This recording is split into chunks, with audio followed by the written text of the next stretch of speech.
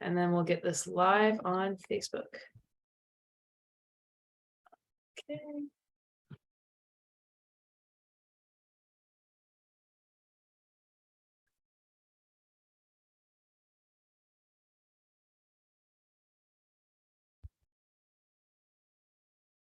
Give us 1 second, just getting the Facebook all together. As people filter in, hello everybody, we're just getting started. Give us a few seconds to set up, grab your coffee if it's morning where you are, or if you're a caffeine fanatic, you can grab your coffee anywhere on earth you are. We're just getting a live stream set up because we also have some folks who are going to be tuning in on Facebook, which I think will be a lot of fun. And this event is being recorded, so you'll have an opportunity throughout if you want to hop on the mic and chime in, ask questions of the stall catchers team, of anybody here. You will have opportunities to do that later, but just keep in mind that this event is recorded. So that's just something to note. Okay, we're just getting the live stream all set up.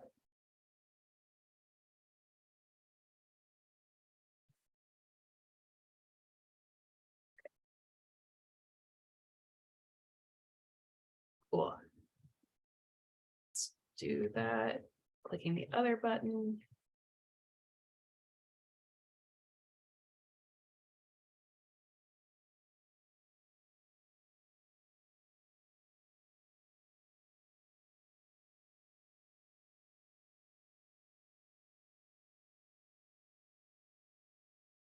All right, we are live. So for those of you watching on Facebook or watching this recording, welcome.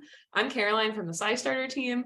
I'm so delighted to be joined here with my friends from the Human Computation Institute. They're going to be talking to you about stall catchers today. Stall catchers is a really exciting Alzheimer's research citizen science project. It's one of my favorites. You can do it anywhere in the world, from any device pretty much that connects to the internet.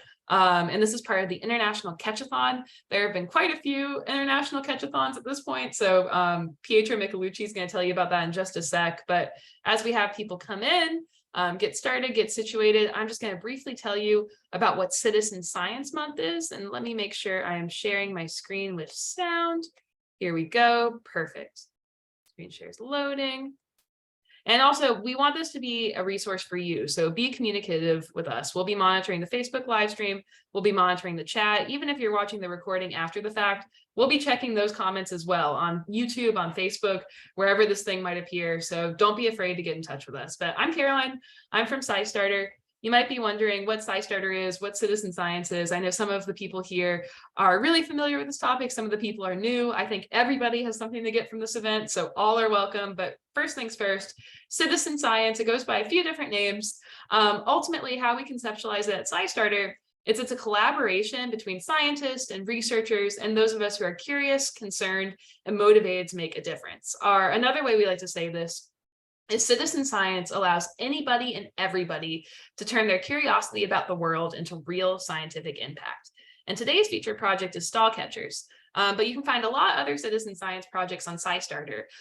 People like Pietro add their projects to SciStarter to discover awesome volunteers like yourselves who want to get involved, want to make a difference. And citizen science is as broad as science itself. It's everything from entomology, the study of bugs, to health projects like the All of Us research program that supports Citizen Science Month, to the Stall Catchers project, to biodiversity projects. I mean, the sky is really the limit. There are so many different things you can be curious about. You could do stall catchers in the morning and then go on a hike and do some iNaturalist. I know I've spent my day like that before. But today is the kickoff to Citizen Science Month. Citizen Science Month technically starts tomorrow, April 1st.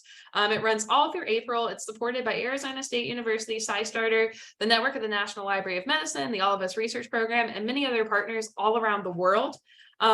It's just an excuse to celebrate citizen science. It really should be called Citizen Science Year because you can do it all year round. But April is just a big party where people plan events like this one, like this International Catchathon, and try to get even more people involved in citizen science. One of the biggest supporters of Citizen Science Month is the All of Us research program. I have a brief video geared up about them that I'm going to play for you really quickly. Before we get to your main content for today's event, which is all about stall catchers. So I'm just going to quickly play this video. Meet Ray. Ray lives on a farm.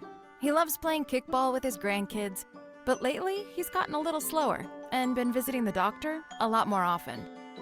This is Kim. Kim lives in the city. She loves to exercise, cook healthy meals, and can't remember the last time she called in sick. They're both people, but not all people are the same. And yet, when we visit the doctor, our treatments don't look that different. Why is that? Because we just don't have enough information to do it better, until now. Enter all of us, the research program based on precision medicine. Precision medicine is a revolutionary new approach to treating and preventing disease that's personalized instead of one size fits all. By gathering health data from 1 million people like Ray and Kim and Trevor and Samir, our country's best researchers will be able to develop treatments that are as unique and complex as we are. With this new information, doctors will have a better understanding of disease so they can innovate the next great breakthroughs in medicine. Once enough people join, suddenly everything changes. Information becomes clear, patterns emerge, and simple data transforms into life-saving knowledge. This means that Ray and Kim's children and their children's children can live longer, healthier lives. By becoming one of the first 1 million people to volunteer, you can help reshape the entire future of healthcare for generations to come. If we can figure out how to fly, put a man on the moon, and connect the entire world, surely we should be able to improve the future of healthcare. Not just for Ray and Kim or even you, but for all of us. Sign up at joinallofus.org. The future of health begins with you. Meet.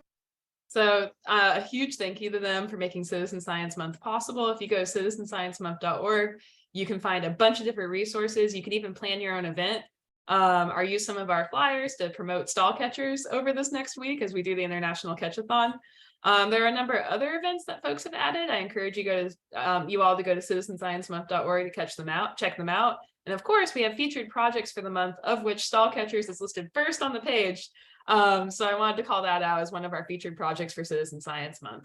That being said, April is just around the corner. We're about to have a month-long festival of citizen science, and there's no one I'd rather kick it off with than the stall catchers team. So I'll stop sharing here and hand it off to them. Thanks so much, team.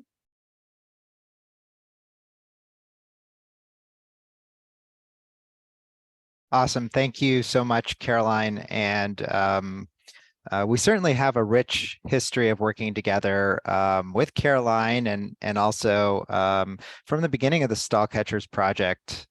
We've been working with Darlene Cavalier, the founder of SciStarter, and it's been a great partnership along the way. And we've a good portion of our community has come through the SciStarter channels. I always often describe SciStarter as the Google of citizen science. If you want to try a new citizen science project, go to SciStarter and you can just put in what your preferences are, what kind of project you're looking for, and do that. And we also sometimes join other citizen science projects, and we've even done we did a what do we call it? A BioBlitz catchathon once, where it was stall catchers and 2 other bio-related projects, and people earned digital badges. And by doing stall catchers and the other 2 projects, you kind of did all 3, and you got the super badge. So that was a lot of fun.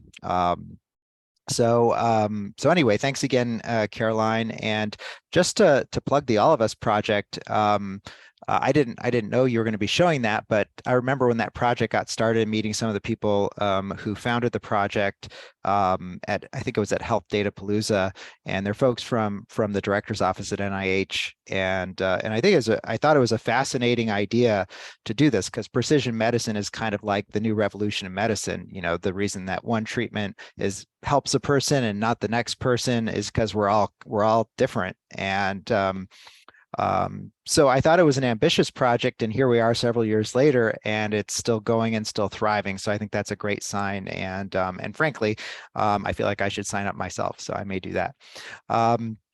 So welcome to all the old catchers, and welcome to any new catchers. We are so excited to be doing a catchathon. It's been a minute since the last one, and our first catchathon was actually in 2017. So for those of you who have been with the project since day one or since day -1, some of you were even testing stall catchers before we officially launched, like Mike Caprero. You may remember we launched in October of 2016, but the idea for the project itself came a couple years before that. I think it was in around February of 2014 that I had my first meeting at Cornell University with Chris Schaefer and Nozomi Nishimura, and heard about their research, and that's where we came up with the idea to do this. So it's kind of amazing to be here now in 2023. So, edging on 10 years of stall catchers since its inception, since the idea in the first place, and just to see how far we've come. So I prepared a brief set of slides to kind of look back on this. So if you'll bear with me, I know we're going to kind of do some meet and greet with folks who are joining us today and answer some questions and show how to make teams and stuff. But if it's okay with you, Caroline, I'm going to go ahead and share my screen. Go for it. Okay. Okay, so so the Catchathon, of course, is what we call these kind of organized events. You can play stall catchers anytime, but sometimes we like to have a little bit of structure around it, make it competitive and fun, and of course humans love competition, but we also succeed as a species because we're good at cooperation. And stall catchers, I think, embodies both the competition and cooperation, because we're all trying to get the most points, but in the end, we're all winners because we're advancing Alzheimer's research.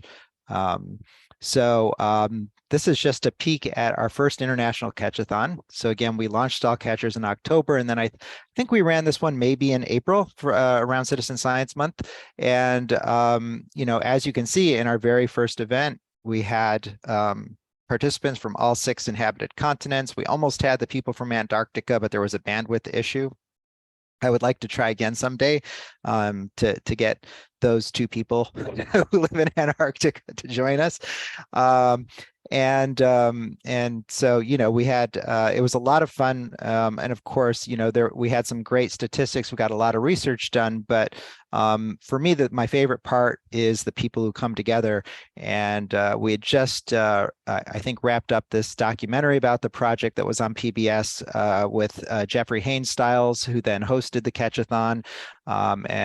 You can see here we had folks from all quarters participating. I see people from Spain, from Uganda, from Lithuania, from Australia. It was just amazing. And here you can see some of the teams that participated. I think these were like the first, second, and third place teams are shown here. And actually, an interesting connection. So my 2 colleagues from the Human Computation Institute joining me here today, Margaret Lane and Paz Santander. So just to introduce and acknowledge their role in setting this up and doing a lot of the difficult coordination work on this. So very grateful to both of them for that. And Paz, who joined the Institute, I think about a year ago, actually was introduced to me by the captain of the winning team from the first International Catchathon. Paz is from Santiago, Chile, and this is the Chilean team down here. We love to show this picture because it's just so full of, they're so energetic and enthusiastic, and we absolutely love that. And we wanted to somehow capture a piece of that. So we hired Paz. and now she brings that enthusiasm to our team. So we were talking about the All of Us project, and how everybody's different. And this is exactly what makes a project like Stall Catchers work. We use this concept of wisdom of crowds. It's this very kind of special area of artificial intelligence where we have humans in the loop working with the machines to do data analysis. And what makes it work is that everybody thinks in a slightly different way. If we all thought in exactly the same way, then we would all answer the same way about every stall catcher's vessel we looked at. And so when somebody got it wrong, then everybody would get it wrong and it would simply be incorrect, and that would mess up the research. But the whole idea behind wisdom of crowds is that the one time that you're getting it wrong, or if you're me, the many times you're getting it wrong, there are plenty of other people who are getting it right, and that counterbalances you. And then when somebody else gets it wrong, you're possibly one of the people who's getting it right. And we've kind of engineered the system so that it's very, very good at kind of figuring out like when people are right, when they're wrong, and making sure we combine this in an effective way. And when we started stall catchers, we ran our first pilot study using data where we already kind of knew what the results were, and we just wanted to make sure stall catchers was doing a good job. And what we found is that it took combining answers from 20 different people before we could get up to this level of performance, this 99% accuracy that we needed for the data quality. And we were really excited because it was like a proof of concept. We didn't know if you had 1 million people doing it, if you'd get an expert-like answer, but it turns out it would take 20 people. But that seemed very inefficient. And so we decided to try to improve those methods, and we were I think relatively successful in that. Today, on average, it's about 4.5 people who are annotating each vessel, and we're still hitting that 99% accuracy mark.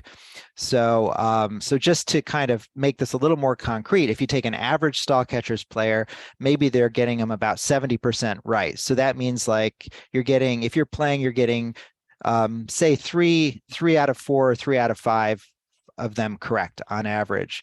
The laboratory technicians that used to do this analysis would get them about 90% right. And that's why they needed 2 or 3 lab techs, because when there was a disagreement, they'd have to sit down and look at them together, which was, of course, very time consuming. But using wisdom of crowds and combining many of these 70% answers together, we're actually able to achieve 99% accuracy.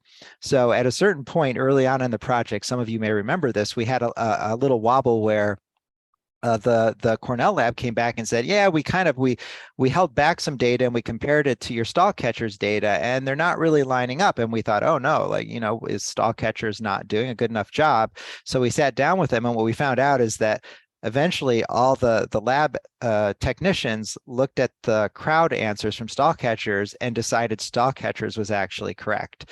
So that was very kind of vindicating for the crowd.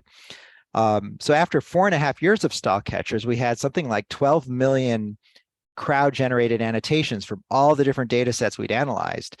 And we decided to revisit this possibility that we could get a fully automated approach. If we could replace stall catchers with a computer, that would be great. Not because we don't want to keep our stall catchers community and keep doing citizen science, but because then we can speed up the research even more by just using bigger and bigger servers.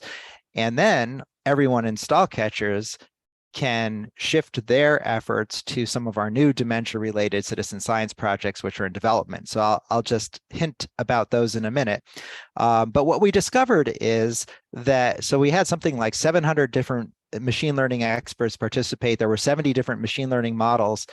And we discovered that the machine learning models, these artificial intelligence systems trying to play stall catchers, exhibited a very similar kind of diversity profile to humans who play stall catchers, meaning the machines were also thinking differently. In fact, they were all architected and built in slightly different ways because the humans who created them are, of course, different and think differently. So it was that human diversity was getting embedded in these machine models.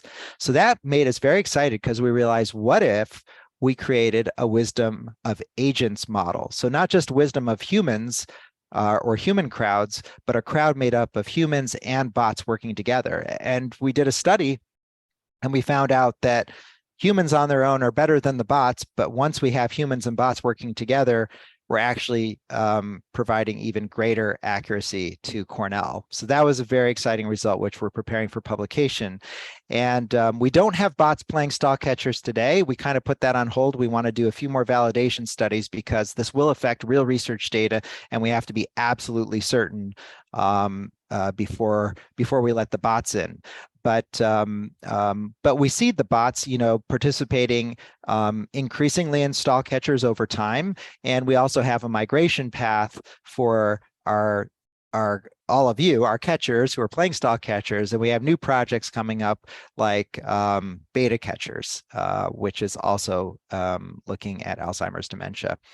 So stall catchers has enabled answering several research questions, and these have been published in top-tier journals, journals that many academics hope they can get published in once in their career, and yet here stall catchers contributors are listed as co-authors on these papers. So many of you already have top tier scientific journal publication credits that many academics only aspire to, and you've made this possible through your contributions. And in many cases, you can go to these journals, click on a hyperlink where it says stall catchers contributors, and it lists all the usernames of the folks who contributed. In fact, we should put links to those on the website, I think. So some of the questions we've answered are well, this one actually came from a stall catchers player who said, hey, have you ever looked at the effects of exercise on capillary stalling? And the team at the lab said, actually, we haven't. Let's check that out. So it's really cool that members of our catcher community like yourselves have actually been able to inspire new research that led to formal studies to answer these questions. And from this study, I think what we found out is that exercise does reduce Alzheimer's symptoms, but it does not change capillary stalling. So it's kind of an interesting finding. So the main thrust of the research at Cornell is to come up with a treatment, an effective treatment for Alzheimer's, which really doesn't exist today. Every once in a while, you'll see something in the news that looks promising, and I think, bit by bit, we are starting to get some traction. I think it's easier to diagnose Alzheimer's today than it ever has been, and there might be some things that can help a bit with prevention. But really, we don't have a truly effective treatment or truly effective prevention. And fortunately, there are a lot of really smart people in the world working on this, and the Cornell lab is just one of these groups. But the thrust of the work has been to look at this capillary stalling phenomenon, this reduced brain blood flow that's associated with Alzheimer's disease that we've known about for a long time, but never really understood. And what the lab found, as many of you who have participated before know, is that when you can restore that brain blood flow, if it's early enough in Alzheimer's disease, and I should mention, this is looking at mouse models. So these are mice with Alzheimer's disease. But if you have a mouse with Alzheimer's disease and it's lost its memory because of Alzheimer's, and then you restore the brain blood flow, if you do it early enough, they get their memories back and a lot of their cognitive symptoms go away. The problem is we haven't figured out a safe treatment that accomplishes that yet. We can make the blood flow again, but the side effects are worse than the disease. So the lab's been trying these different kinds of chemical compounds. Some of them are FDA approved drugs for other diseases, and we are starting to see some kind of promising findings, and these are things where it looks good, so then we have to retest it again and again to make sure, because we need a really strong result before they'll go and do clinical trials on something like this. But from what I've seen, I feel very encouraged about the progress, both in terms of preventing the capillary stalling from happening in the first place, and also reversing the stalling if it's already happening. So just turning now to the reason we're here, which is to prepare for the 2023 International Catchathon. I was just looking at the survey results, and I was just delighted to see that so far we already have all these different people from all these different countries that have signed up to participate. And I know there will be more, and that's just on our survey. I know SciStarter also has a bunch of people who have come through their channels, probably representing many other countries that you don't see here. But at least we know that these countries will be participating, and that just that's very exciting to me. I think that's all I've got in the way of slides, and And so I just want to thank everyone for who's here at this event for joining and this webinar. We're going to turn to some kind of logistical aspects of the event, including how to create a team if you've never done that before. So I'll just pause for a minute to see if there are any questions so far, and or if you have anything you wanted to add, Caroline. Yeah, and for people, if you're on Zoom with us and you want to verbally ask your question, you can raise your hand and we'll promote you to panelist. If you don't want to be on camera, we understand that too, and you can just type your question in the chat or the Q&A. So yeah, we're excited. And I think, yeah, if you've never made a team before, don't be scared. You can send it out to your friends and family, or if no one wants to join your team, you can be a team of one or join someone else's team. There's really no pressure here. The main thing is just to participate and have a good time. Great, thank you. And just for orientation about the next half hour or so is after I go through and show you how to set up a team, then I think we're gonna and I'll mention something about the double points that we're going to be doing. And then after that, we want to spend some time with you. We want to elevate folks who have joined to panelists. So please indicate in the chat. You can either in the main chat or just let Caroline know that that you'd like to that you don't mind showing your face here and having a conversation and saying hello, because we really do want to see you and say hello.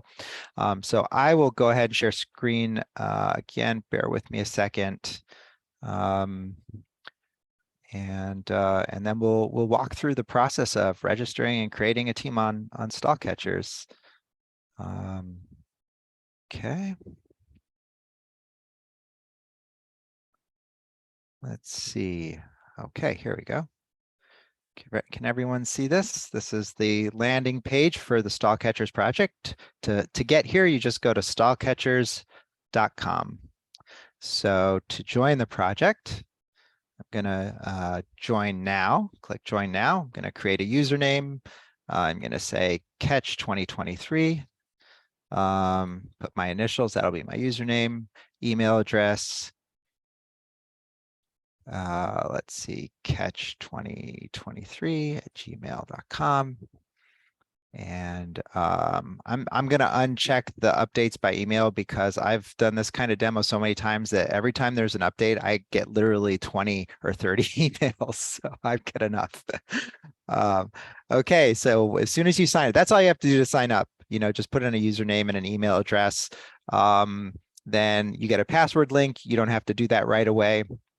And then Stall Catchers takes you through this kind of walk me through to show you how to do the activity, how to find a stall and recognize what it is. Just to give you a very brief demo, because there's a tutorial video and a demo. It's pretty straightforward. But you move this green dot back and forth, and you're paying attention to a tiny little capillary vessel in a mouse's brain, and you're looking at the one that's inside this orange outline that we provide for you. So you go back and forth. And then if there's a black spot that isn't moving, no matter where you move this green dot, that black spot is always in the same location. That's considered a stalled vessel. There's like a red blood cell in there that's literally stuck and the blood can't flow through that vessel. So we'll click stalled. And then if you click stalled, then you're just supposed to kind of click where you see that little black spot. And that's it. And then you go on to the next one. And then this one, I think, is an example of what a flowing vessel here. I don't know how good the streaming is, but as I go back and forth, maybe you can see these tiny little black dots kind of going up or down through that little vessel that's inside the outline here. So that's how you play stall catchers. If you want to create a team, then you go up to this little menu here where your username is, and you click on Teams. And then you can, let's see, if you click on my team. Oh, okay. So that's the team I currently belong to. I'm a member of Team Humanity. I haven't created a team in a while. Can you tell? Let's try that again. I'm going to go back to, okay. Looks like maybe I got a second link. So we'll go back to Teams and create a new team. Couldn't be more intuitive for me. Okay, so what's my team name going to be? It's going to be Catch Me If You Can 2023. We will beat ALZ. That's it. You really don't need to even put in any of this other stuff. You can if you want. If you have like a special logo, you can create your own, or if you're part of an organization that has a logo, you can just upload it here, and then you just save team. So now I've got a team, which means I'll show up on team leaderboards. I happen to be the only player on the team. You can see me here. I'm in first place on my team. That doesn't mean a lot at this moment, but if you want to invite other people to your team, there's a special team link here. So you just copy this link and you email it or text it or message it to anyone you want. And if they click on that link, and they register in StallCatchers using that link, they'll be automatically joined to your team. If they've already registered on StallCatchers, then it'll actually just pop up a little dialog that says, hey, do you want to switch to this team, and give them the option to switch to the team. So it works whether they've registered before or not. That's all there is to it. So that's how you create a team on StallCatchers. So any questions about team creation? I'm curious if anyone on the call has already made a team. If you want to raise your hand, we can promote you to panelists. We'd love to hear about your team, who's on it, what your strategy is to win this year's International Catchathon, all those different factors. And we're monitoring the Facebook comments as well. So if you're watching over there, feel free to comment on Facebook. So I can see what team I'm on currently. I'm always on a different StallCatchers team. So while we're waiting for folks to chime in, I can take a minute to talk about the double points, which I think has come up. I've gotten a few emails with questions about how double points is going to work. I know it's a little confusing. Is now a good time to do that, Caroline? Let's do it. Oh, someone said I'm on team All's Together now. I love it. Nice. I actually just looked at what team I'm on. I'm on Finance BB2C V Teamers from Verizon. So there we go. They're getting my points right now. Yeah, let's do some double points. That'll be awesome. Okay, great. So let's see. We'll share screen again here.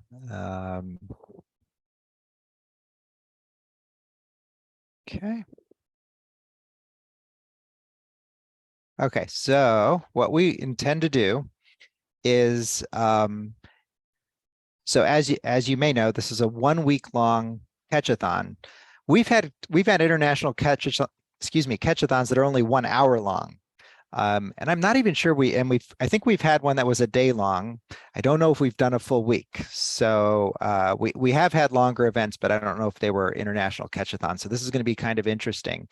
So what we're doing here is each day of the catchathon, we're going to pick 1 hour of that day, and we're going to give double points during that 1 hour. And we try to distribute the times. It's going to be a different time each day, and that's to try to play fair across the different countries and time zones. Because, obviously, if, like let's look at today. So today, the very first hour, so the actual catchathon competition begins at 8 p.m. Eastern Standard Time. It will be, so it says 4/1, but that's because it's April 1st GMT. So for the date, we go by GMT here. So even though it's still the 31st of March in the US, when the competition begins, it'll be April 1st GMT. And you can see that it'll be 2 a.m. in Germany. So we'll be having double points at 8 p.m. and many of the Germans will be asleep, so it's not so fair to them. So then we have other days where it's at a reasonable time, for the Germans, like 10 a.m., but it's 4 a.m. in the US. So again, we're just trying to balance this all out. You can take a GM, if you're looking at this chart and you're trying to figure out what are these times, so my perspective is, you go to school, first they teach you arithmetic, then it's geometry, and then algebra, and then calculus. And then like the most advanced math in my experience is time zone math, and I still struggle with it.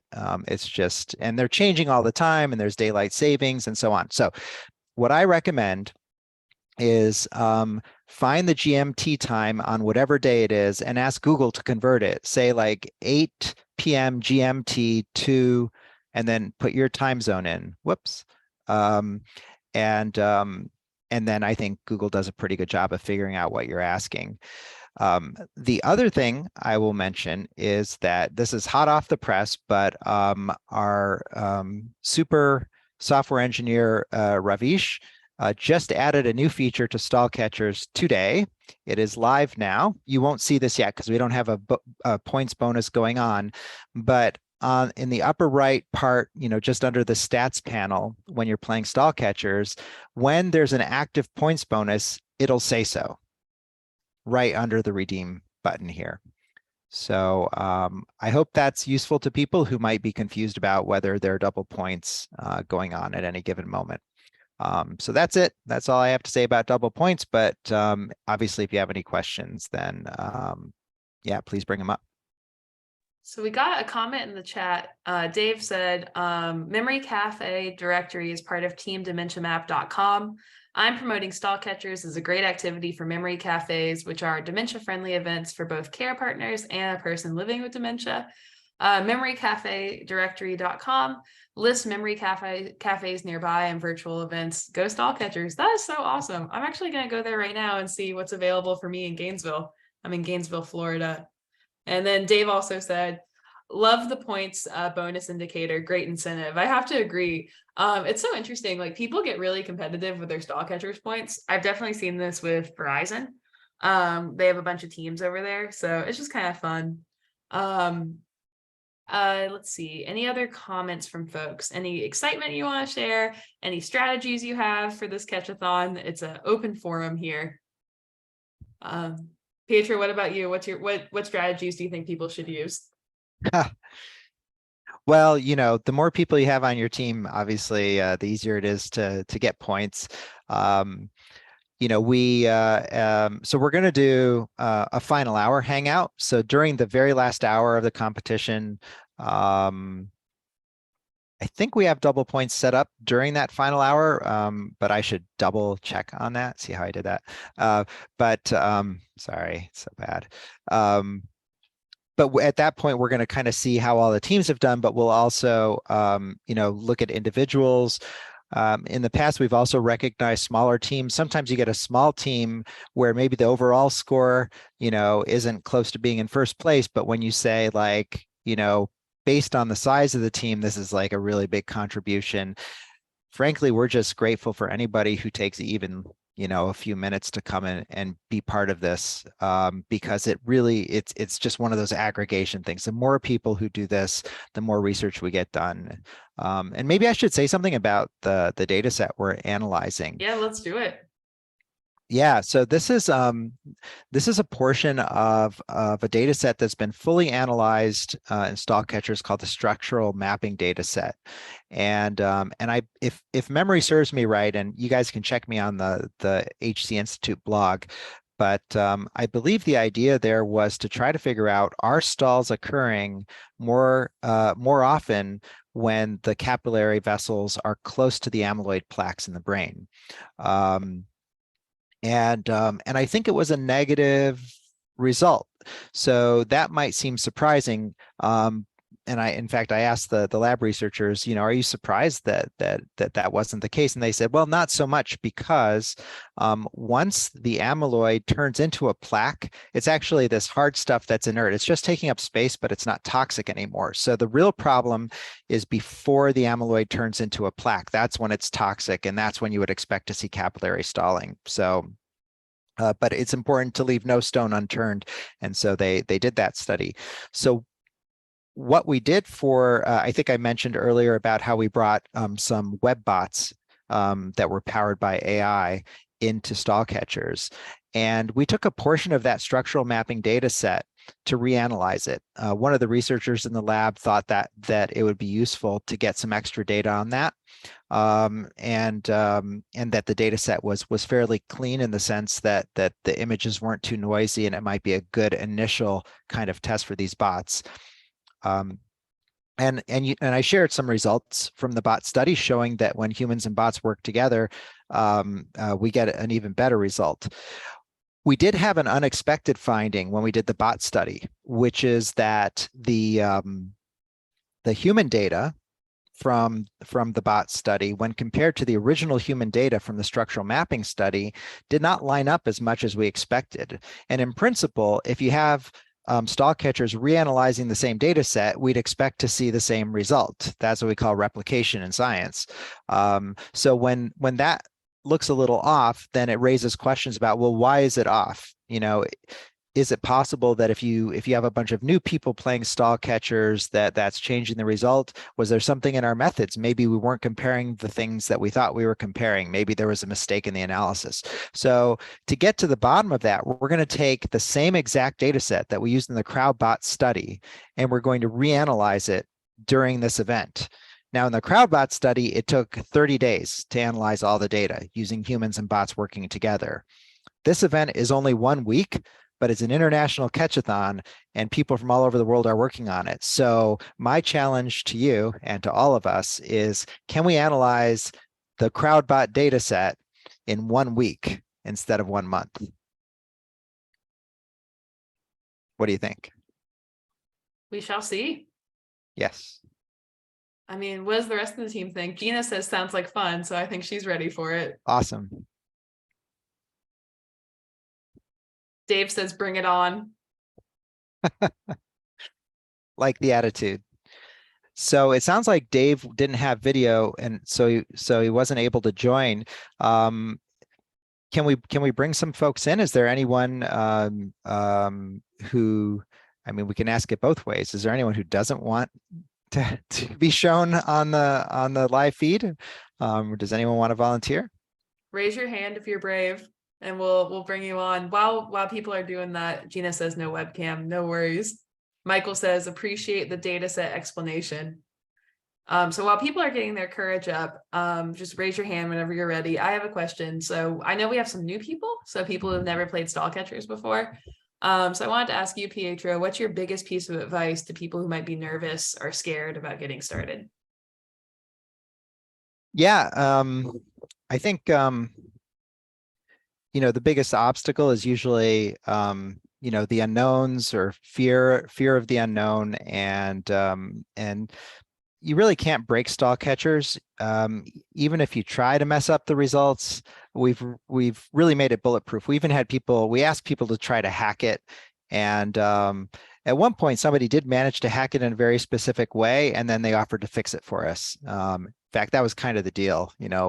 We'll let you try to hack it if you promise to show us how to fix it, and that worked out really well. It was a citizen science student, actually, someone taking a class about how to create citizen science.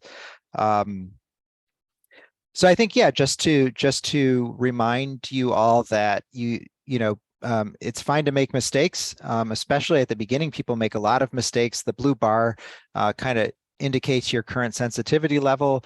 As you start to get more and more correct, that blue bar will rise, but it's also kind of a trust bar. As soon as you miss one, it drops pretty quickly, and then it takes longer to build it back up. And the reason you want that bar to be high, especially in a competition, is that the number of points you get for your answer is going to depend on how high that blue bar is. So when you start the game, you might get 1 point or 5 points for getting a correct answer. But if you can raise that blue bar high enough, you can get even over 1,000 points for each answer. So it's not just about answering a lot of them, it's about doing your best to answer them correctly and finding that kind of sweet spot between, like, how much time do I take to answer and how much do I pay attention to try to give the best answer I can. And I also want to, ask, my institute colleagues here, Maggie and Paz, if either of you have anything to add as far as guidance or comments. No Maybe pressure. we I can just know invite them. sorry.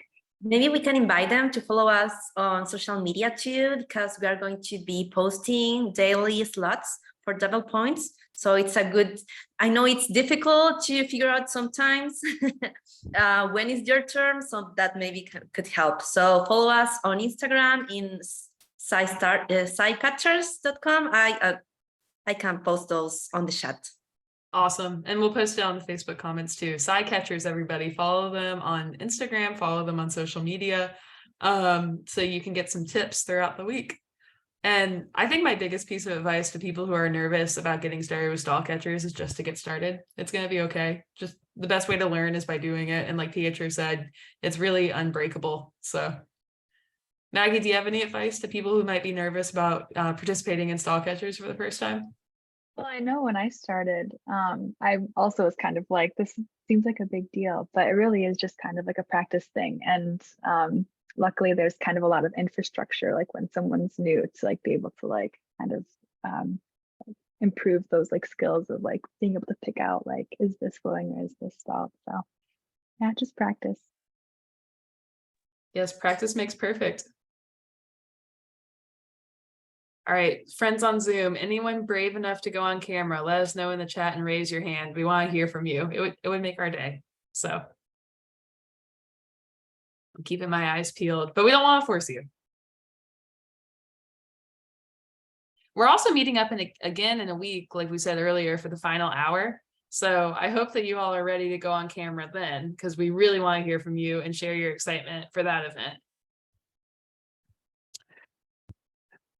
So I'm wondering if for this final hour, traditionally we have everyone who's joining the Zoom is joining as a panelist. So I know that could be potentially a lot of people, but we really want to see the teams. You know, if you have a local meetup wherever you are in the world, even if it's just a team of one, that's fine too. But we really want to see kind of bring everybody together in the same virtual room, like I showed you, you know, in the slides earlier. It's so cool. I mean, it's an unparalleled experience, I think, an unparalleled feeling, and any of you have already experienced it could probably, you know, speak to that. But just to know that we're all trying to solve this one problem together. I mean, you saw the countries on there. Not all those countries agree on everything, but we're all humans. And I think there are some things that all humans can agree upon. And I think getting rid of Alzheimer's disease is one of them. So I'm really looking forward to that final hangout, and really grateful to every single one of you for being part of this.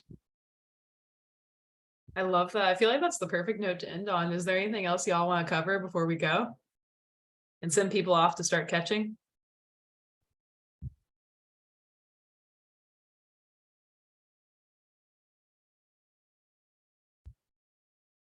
Thanks for posting those links on there, Paz, the social media links. That's great. Awesome. Well, there's a survey for today's event. I'm going to go ahead and put that in the chat. I really hope everybody participates. Okay, and then let's make sure Paz's links are visible. So I'm going to send those to everybody. There we go. So you have the survey link in the chat. I'll put that again one more time. We'll also post it on Facebook for those tuning in on Facebook. And I'll throw it up on the screen here while we have any final comments. So for Paz, Maggie, Pietro, anything else you want to tell everybody before we go today? One last thing I just want to ask my colleagues here, if people want to find that double points schedule, is that going to show up? Is that going to be on our social media sites, on our blog? What's the easiest place to find the double points schedule? So if you're looking to plan your week and look at it on a weekly basis, you're probably going to want to go to the blog. That's where we're going to have all the different times. That's where like the chart that Pietro was showing. But if you want kind of a daily update, then you're probably going to want to follow us on Facebook, Instagram, Twitter, to kind of like double check and make sure that you have the right time for that day. Thank you. Good stuff. Thanks so much, Caroline. Thanks for hosting, and thanks again to everyone for joining. And can't wait to see you on Stall Catchers. Maybe we can say hi in the live chat. Sounds like a plan. All right. Well, I guess we'll stop here and we'll see you all in approximately 1 week. Bye, everybody.